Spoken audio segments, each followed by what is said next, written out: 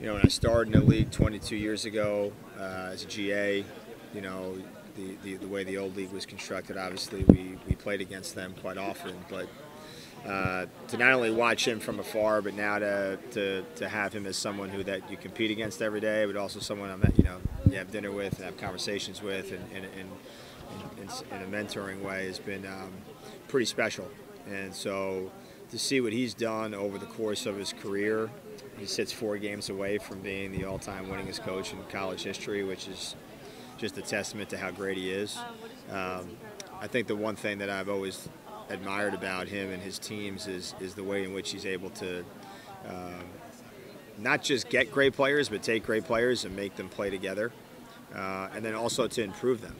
So I've always been a huge fan from afar. Obviously, competing against them is a pretty good benchmark to where you are.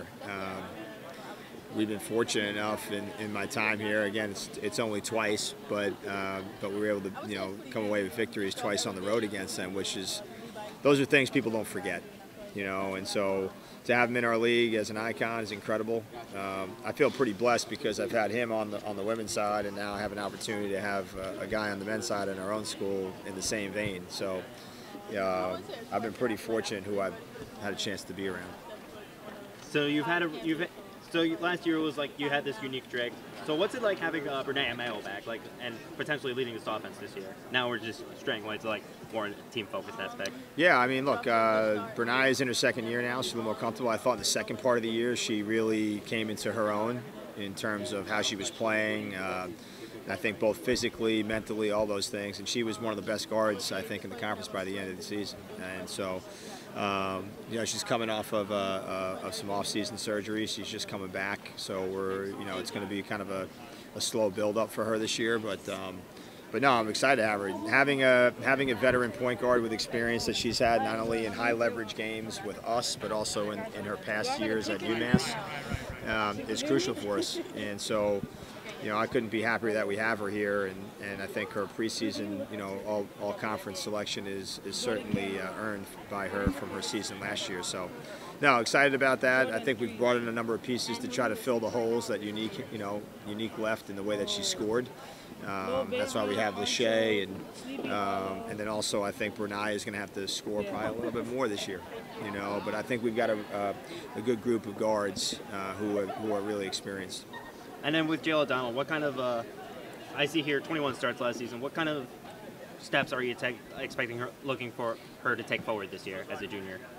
Yeah, Jayla, to me, Jayla is like the glue, and I think her demeanor is the one thing that I think stands out about her. She never gets too high, never gets too low, but, I trust her, 100% in any part of the game to make the right call and the decision because of the experience she's had. She's been here for 3 years. So her and Sky have the most experience in our program, even though as freshmen they played on a pretty good team, so they didn't get as much time. But Jayla's like a glue kid. She's versatile. She's like a Swiss Army knife, and being able to move her from different positions. She doesn't like it all that well sometimes, but we need her to be able to do it. And so I think her improvement offensively will help us tremendously. And again, I just look back to the jump that she took from freshman year to sophomore year, and I think she's going to be able to do that again from sophomore to junior year. And one final question. If there was any one word you could use to describe this upcoming season, just for yourself or the team, what would it be?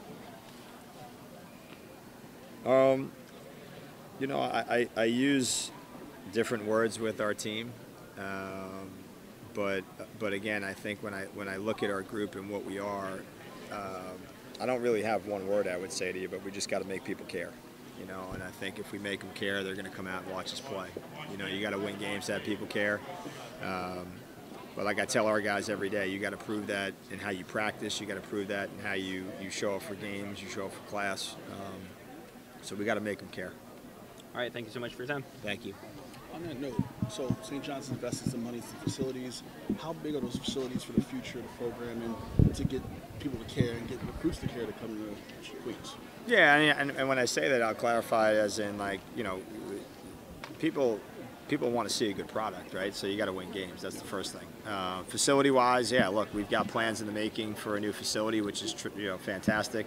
I don't think in the landscape of the world these days that's the number one thing for a recruit. But at the same time, you want to be on par, right? So, our facility now is built in '04. I was here when that was built, and that was great, and it's still obviously very functionable. But to then put us back in a pretty good space to compete with, other like schools, certainly you want to have that, right? So to have our own facility, I've had a meeting last week. I got another meeting this week. We're pretty much close to being finalized on it, but it's important. Then they have their own space. You have all the things that others have or that other people try to sell. I don't think, again, I want people to come to St. John's because they believe in what I'm doing and what we do as a program and what they see for themselves in it, more so than maybe the bells and whistles. I think that's how we've always operated.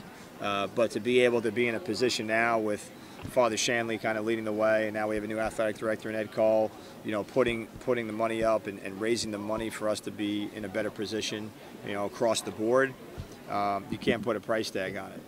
So nationally, it seemed like UConn was getting the attention in the conference. It's UConn and then everybody else. Mm-hmm. You see the conference has grown and multiple teams in postseason tournaments. What have you seen the growth of this conference and just the competition of this UConn, St. John's, Seton Hall, Georgetown now, not just the one team?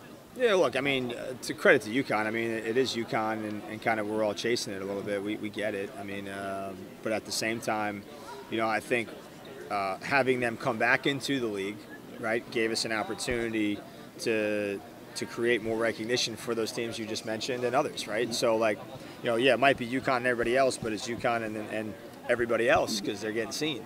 And so, we go up there 2 years ago and have a chance and we beat them, and that's a huge opportunity for our program, right? You don't get that if they're not in the league. Just having that exposure. Yeah, we got to play at Mohegan, which I think is an incredible venue that it's been for us compared to what we had in the past, in terms of a league tournament. That energy is different, right? Certainly there's built-in advantages no matter what you do, but I think the league has always been underrated. I think certainly there are years we've been better than others, right? But I think the coaches in our league are probably underrated, and at times some of the players are.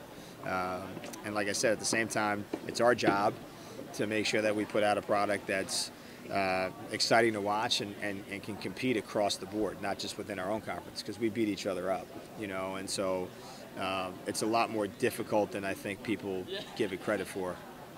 And we've had some really great players, and like I said, we've had great coaches who are here and not here anymore, but I think the league, I've been in the league 22 years, so I've seen the existence of the old into the restructuring, into the second restructuring. So there was no doubt back then in my mind we had the best league in the country in the old league, and I think we were able to sustain ourselves, and then the addition of UConn I think just buoyed what we had already sustained in the restructuring. To make you seasoned now, if you've been here 22 years? What's that? That make you seasoned now? I think so, sadly. Yeah. I don't know what kind of seasoning it is, but See you again, by the way. But yeah. Just out of curiosity, could you talk a little bit about, for you, some of the challenges that there may be when it comes time for bringing out some of the best in the players that you have, especially when it comes time for recruiting people from different colleges and trying to get them to be buying into the type of thing that you're doing there? Yeah, I mean, look, I don't view much as a challenge. I think we've always had our. I think we are who we are. We just try to be able to show them this is what we really do. We're not, giving you things that are smoke and mirrors. This is the reality of life here. This is how we do things.